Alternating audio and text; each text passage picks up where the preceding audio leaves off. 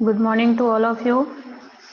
I hope you have completed the chapter number 3 properly along with the practicals. Today we will see chapter number 4, that is e-commerce. Okay, that I have already sended you the PDF file. Okay, now you have already learned this topic in your other subjects like OC and in any other subject, right? E-commerce, but it is electronic commerce. Full form of E commerce is electronic commerce, right.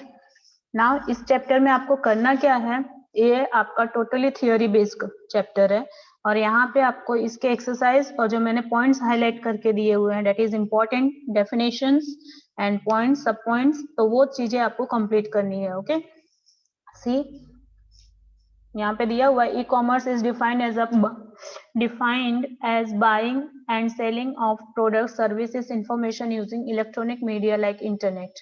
Okay, e commerce का meaning क्या है, जैसे कि आप कोई भी product हो उसको आप परचेज कर रहे हो, सेल कर रहे हो, कहाँ पे, इंटरनेट पे. ओके, किसका यूज करके, इलेक्ट्रॉनिक मीडिया. वो प्रोडक्ट कैसी भी टाइप का हो सकता है, कोई अदर हार्ड प्रोडक्ट भी हो सकता है, कोई सर्विसेज हो सकती है, कोई फैसिलिटीज हो सकती है, कोई इंफॉर्मेशन हो सकता है. That process is considered as a e commerce. अब वो प्रोसेस किस तरीके से हो रहा है, that is like by using internet. Internet का यूज करके कैसे आप प्रोडक्ट परचेज करेंगे और कैसे प्रोडक्ट को सेल करेंगे. तो आपने देखा होगा बहुत सारे कॉमर्शियल वेबसाइट्स है, जैसे कि फ्लिपकार्ट है बेस्ट एग्जांपल, और you have used the Amazon and e cart and many other, Myntra. Okay, तो बहुत सारी चीजें आप ऐसा परचेज करते हो और सेल करते हो. The modern business methodology that addresses to the needs of organization, merchants and customer, cutting the cost while improving the quality of goods and services. It also increases the speed of delivery. It allows people to raise above the barriers of the time and distance to take the benefit of the global market and business opportunities. ना यहाँ पे क्या है, modern, पहले के time में business कोई कैसे करते थे, पर्टिकुलर एरिया में उनकी शॉप होती थी और वहां पे से वो परचेजिंग एंड सेलिंग करते थे. जो कोई कस्टमर आता था शॉप पे तो वो परचेज करता था या सेल करता था, राइट. यहाँ पे कैसे आपका काम हो रहा है, डेट इज बाय इंटरनेट. आपका क्या करना होता है, एक वेबसाइट बना दिया, उसे होस्ट कर दिया, वहां पे कस्टमर के ऑर्डर्स प्लेस हो रहे हैं, आप उसे फॉलो अप ले रहे हो और उस ऑर्डर को according to the customers order you are going to deliver the product. Okay, अब यहाँ पे जो आपका क्या कहते हैं कि चैलेंजेस क्या थे, चैलेंजेस ये पर्टिकुलर स्टोर पे जाना है कस्टमर को, उसमें टाइम कंज्यूमिंग प्रोसेस है, किसी स्टोर पे वो प्रोडक्ट मिले ना मिले, फिर अगेन दूसरे स्टोर पे वो इंक्वायरी करे, राइट. तो शॉप की बात करने जाए तो यहाँ पे क्या है, सारे की सारी चीजें आपको एक प्लेस पे अवेलेबल मिलती है, आपको मल्टीपल प्लेस पे ट्रैवल करने की जरूरत नहीं है. तो वो जो ट्रैवलिंग टाइम जो आपका यूज होता है वो यहाँ पे आपका सेव हो जाता है, राइट. सेकेंड थिंग, ट्रैवल करते हो तो बट ऑब्वियस ट्रैफिक भी हो सकती है, फ्यूल का एक्सपेंस होता है, राइट. वो सारे एक्सपेंसेस यहाँ पे आपकी कम हो जाती हैं. Next thing is what, organisations को कैसे बेनिफिट्स मिलता है, तो उनको मैक्सिमम ऑर्डर मिलता है, बल्क ऑफ ऑर्डर में वो काम करते हैं, तो वहां पे क्या है, उनको ये चीजों की, और उनका बिजनेस जो है एंड लेवल तक, means not only in their geographical limitations, वो ओवरऑल प्लेसेस पे, जिस भी प्लेस से आप उनकी वेबसाइट को सर्च करोगे वहां पे वो अवेलेबल मिलेगा, तो वो ग्लोबल मार्केट में अवेलेबल होता है, राइट. वहां पे जियोमेट्री का limitation that doesn't matter. Okay, then सारे के सारे, और डिस्टेंस भी वहां पे नहीं होती है कि हाँ चलो, अभी यहाँ पे उनको क्या है, सपोज किसी एक एरिया से, सूरत में किसी भी एरिया से, भटार एरिया है अपना स्कूल, यहाँ से 10 प्रोडक्ट्स का ऑर्डर प्लेस हुआ है, तो हाँ वो ऑर्गेनाइजेशन वाला या फिर वो साइट वाला क्या करेगा, एक ही बार वो 10 प्रोडक्ट को डिलीवरी कर देगा. तो वहां पे क्या है, एक साथ में उसका टाइम भी बच गया, ट्रांजेक्शन कॉस्ट भी बच गया, राइट. और यहाँ के पर्सन को क्या करना होगा, यहाँ से वहां दूसरी जगह मूव करने की जरूरत नहीं है, right. That is the. Now applications, कौन कौन से एप्लीकेशंस हैं ई कॉमर्स के. फर्स्ट एप्लीकेशन जब मार्केट में ई कॉमर्स आया था, that was the internet book shop. जो सबसे पहला परचेजिंग एंड सेलिंग का काम स्टार्ट हुआ था, that is the e commerce, by using e commerce, that was the book shop. Okay, तो फर्स्ट यहाँ पे मैंने ऑलरेडी हाईलाइट किया हुआ है, पर पहले क्या इतना ट्रस्ट वर्थी नहीं था कि सारे प्रोडक्ट पर्सन या कोई भी कस्टमर परचेस करे या ऑनर सेल करे तो कोई भी ऑर्डर प्लेस करे। तो स्टार्टिंग बेसिक स्टार्टिंग कहाँ से हुई थी? Only for from the text book and other novel books और अदर स्टडी बुक्स। ओके, तो ये सारी चीजें ऑनलाइन के तरीके से हुई थी।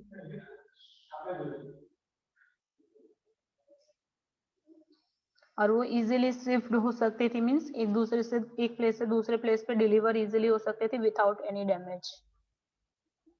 That is the site was the amazon.com. Okay, some large online bookstore website is as mentioned: Amazon, India shopping.indiatimes.com, buybooksindia.com and bookshop of india.com. ये important है, इसे आप याद रख लेना, MCQs में आते हैं। Electronic newspaper, okay, electronic newspaper is also known as e-newspaper, as I have underlined and highlighted that it is available internet पे। ये अवेलेबल किस फॉर्म में होता है? डिजिटल फॉर्म में। Digital in the sense that form you can only see, okay, you can read but you can not feel and touch.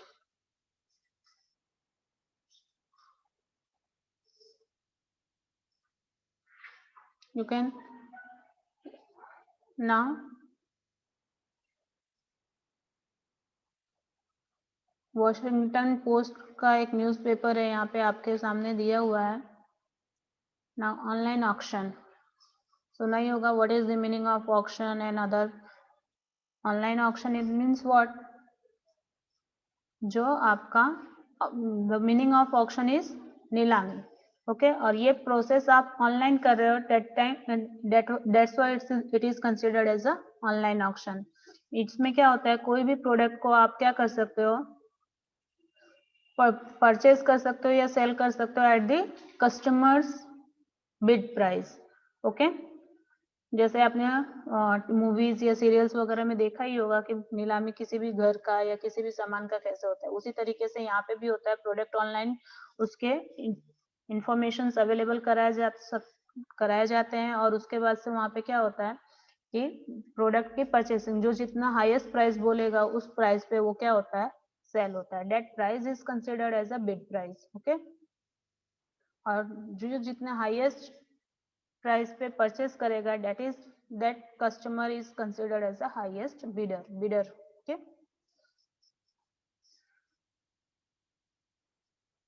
See, here is the definition.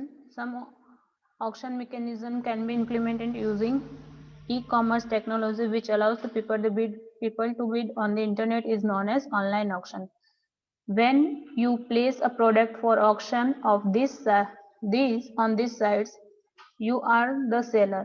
Say suppose you are going to sell any product, तो वहां पे आपको क्या करना होगा? किसी particular site, जैसे कि यहाँ पे दिया हुआ है ebay.com, ओके, तो यहाँ पे पर्टिकुलर साइट पे आपको एज अ सेलर रजिस्टर करना होगा और उसके बाद से लॉगिन करके आपको क्या वहाँ पे कस्टमर आपके जो भी प्रोडक्ट का इंफॉर्मेशन है उसे आपको पोस्ट करना होगा। At the same time you can also bid for that product which is placed by other seller on this site. In this case you are the bidder at that time. और secondly, अगर आप किसी और user के या फिर किसी और सेलर के प्रोडक्ट को परचेस करने के लिए लॉगिन हो रहे हैं, तो उस समय पे आप क्या कहलाओगे? Bidder.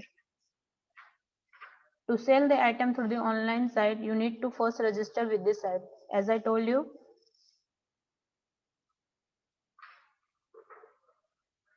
The site is online ebay.com. Here some examples is given. Some okay, now you can see the website for the online auction is listed below: ebay.com, onlineauction.com, mybids.com, ubid.com. Okay, now marketing and selling, these all are the application. Okay, be remember I have highlighted with the yellow color, that is the applications of the e-commerce.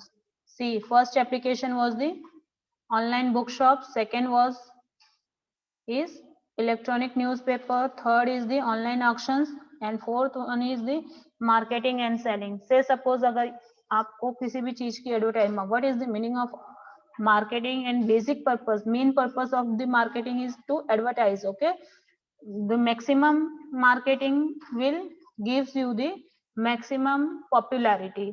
Okay जितना ज्यादा आपका marketing होगा business का उतनी आप ज्यादा आपका business popular होगा और उतनी ज्यादा सेलिंग बढ़ेगी. So that is the one type of a graph you have read it or already studied in another subject like OC and other. Okay, economics. वहाँ पे ऑलरेडी आपने देखा होगा. अब मार्केटिंग का अलग अलग टेक्निक हो सकता है. That is like by using SMS, by using email, by using advertisement on the other website. तो ये सारी चीजें क्या हो सकती हैं आपके बिजनेस को एक्सपांड करने के लिए होती है. राइट, जितने ज्यादा लोग आपके बिजनेस के बारे में आपके प्रोडक्ट के बारे में जानेंगे उतना ज्यादा आपका पॉपुलैरिटी बढ़ेगा और उतनी ज्यादा आपके प्रोडक्ट की डिमांड. मे भी पॉसिबिलिटी है वो उसमें से 100 लोगों को वो पता तो 50 लोगों ने परचेस किया और उसका जो आउटपुट है वो आपका गुड वे में जा रहा हो, उसकी quality quantity and other thing satisfied है, तो वहां पे आप पे क्या होगी वो अगले 50 को बताएंगे. तो वहां पे क्या होगा आपका प्रोडक्ट डिमांड भी बढ़ेगा. जितना ज्यादा डिमांड होगा उतनी ज्यादा सेलिंग होगी और उतना ही ज्यादा आपको बेनिफिट होगा. This is for the marketing. यहाँ पे आप देख सकते हैं पॉपुलर साइट्स कौन कौन से, होमशॉप, 18.com, flipkart.com, Myntra, make my trip. Okay, for today this is enough. We will see next topic on tomorrow. Okay, write all these the points in your notebook and I hope you have completed the chapter number 3 properly from 1 to 3. Okay, there will be a test of chapter number 1 and 2. Okay, I will give you the date when it is going to be conducted, so prepare for that.